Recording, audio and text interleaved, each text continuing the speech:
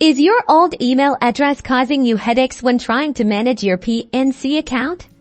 Don't worry, I'll show you how to quickly and safely update it using the PNC Mobile App.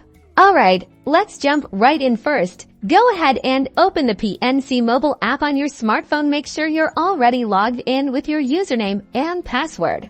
Right once you're on the home screen, look for the profile icon, typically found in the top right-hand corner of your screen. Tap on it. This will take you to your profile settings. Now, scroll down through the different options until you find Settings. Once you see it, tap on Settings to proceed. In the Settings menu, you will see various options. Look for Update Email or something similar. Tap that option.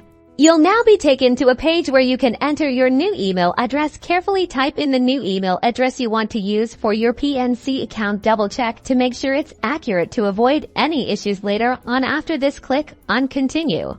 PNC will then send a verification code to your new email address. Open the email and copy the verification code provided. Enter the code on the app and click Submit. This confirms that you have access to the new email and completes the update, ensuring a secure process. And that's it. A confirmation message will appear, verifying that your email address has been successfully updated. Now you can be certain all communications from PNC will reach you without a hitch.